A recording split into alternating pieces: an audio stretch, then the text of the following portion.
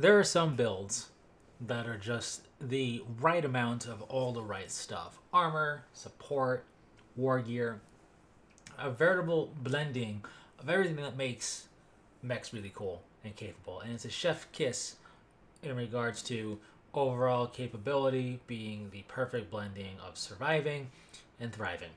This is not one of those builds.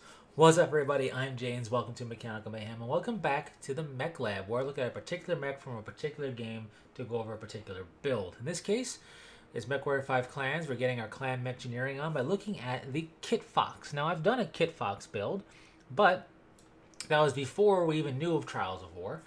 And with Trials of War now being free, I want to go over a Kit Fox Hero Prime build. This is where I make use of the Hero Omnipod set and the Prime Omnipod set together only.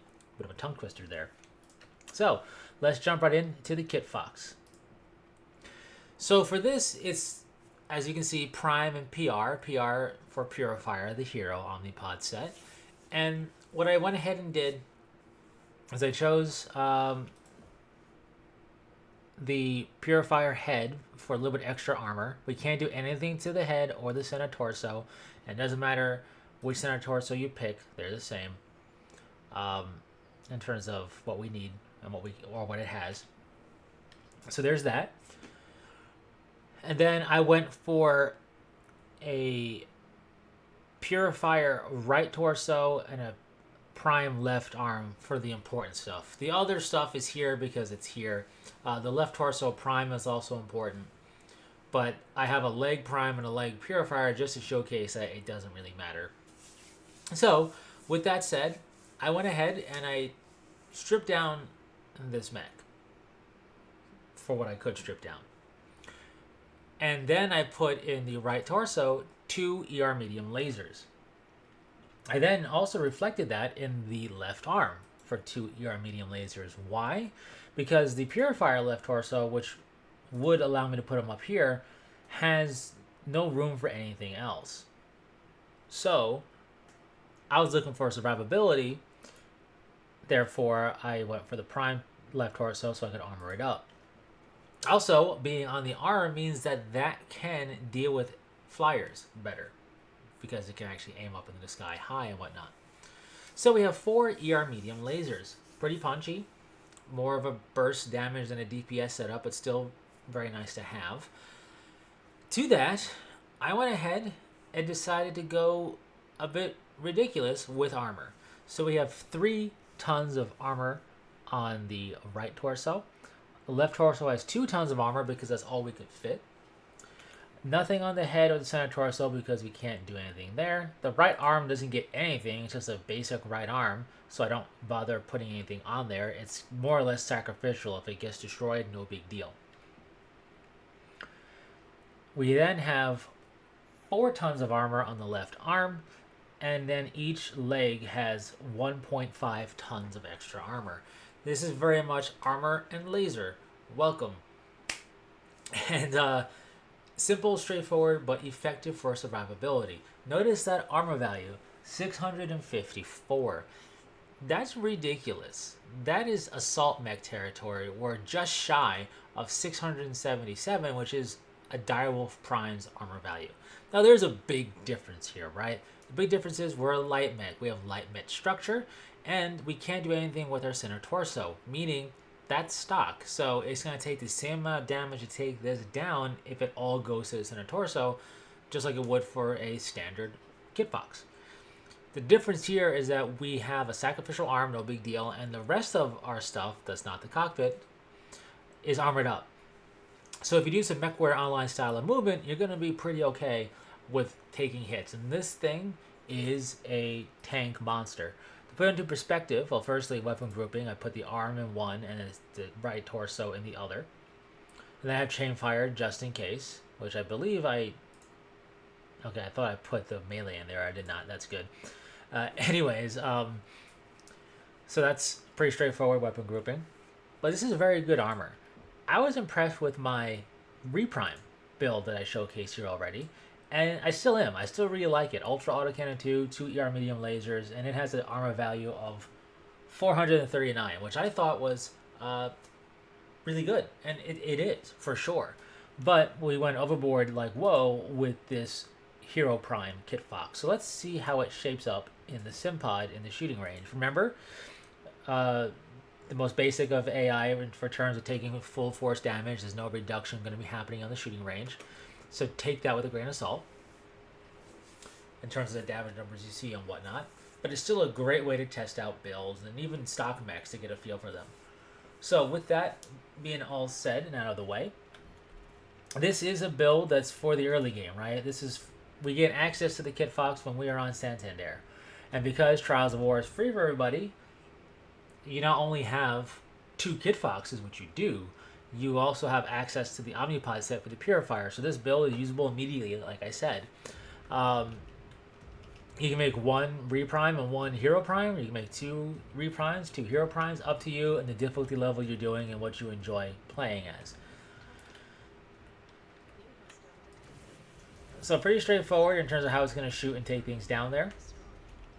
Now, for me, I didn't use this in a mission myself, per se, but I had it in my star for 4 missions, and this went all the way to the second to last Santander mission for me. That's how far this build was able to go. I was able to more or less just keep it around as my lightest mech in the star, allowing me to capitalize on putting a lot of tonnage elsewhere.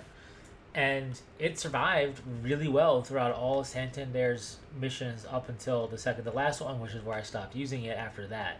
Mia did have to eject. She was in this, so she did have to eject out of it. But as you can see, we have decent damage cycling, and the way these weapons fire, we will be able to overheat, but it definitely takes some time because of the speed at which it fires. Now I'm just blitzing away on this Centurion just to showcase the fire rate and the heat buildup, right? And if you just take a moment to reposition and let the heat drop down a little bit, you can even do more.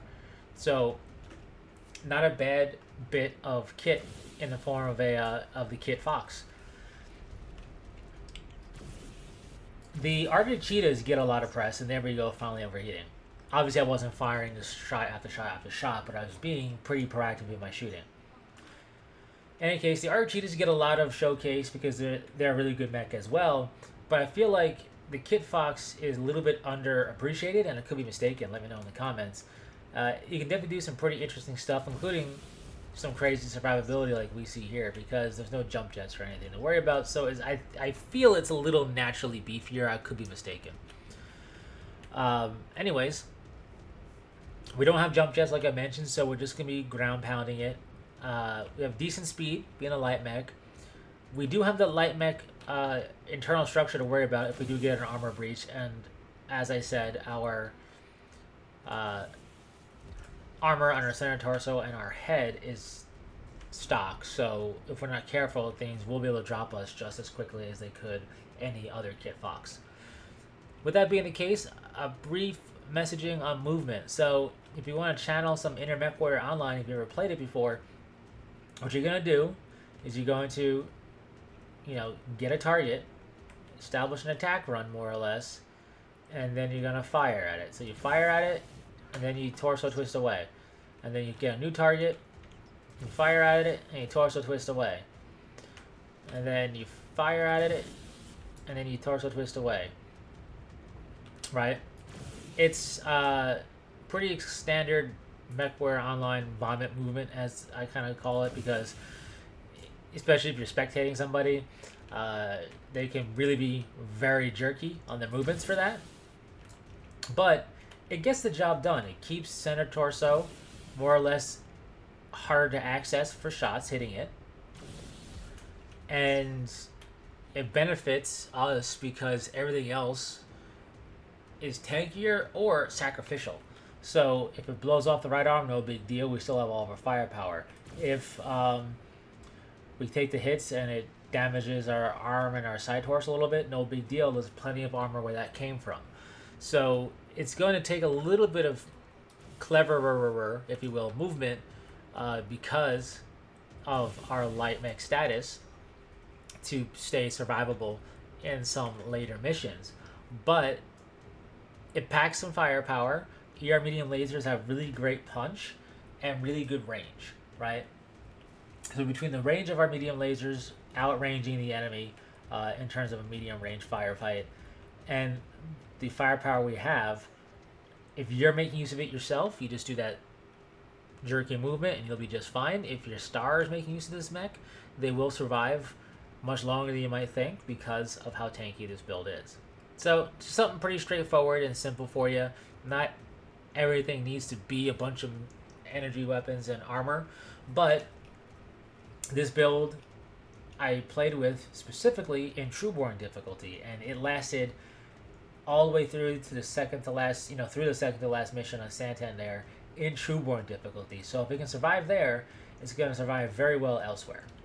Anyways, with that said, thanks for sticking through it. Bit of a random one here. I know we talked Kickfox already, but this Hero Prime build is just a good example of ridiculous survivability potential if you do some shenanigans in your movement for it. And also a good example of don't get too stuck in with the values, right? Because yeah, armor value is insane, but it's insane in specific spots, you know what I mean? In any case, thanks so much for tuning in and stopping by. If you made it to the end of this video, comment the word LazFox so I know you made it to the very end of this monstrosity of a Kit Fox. And until the next one, take care.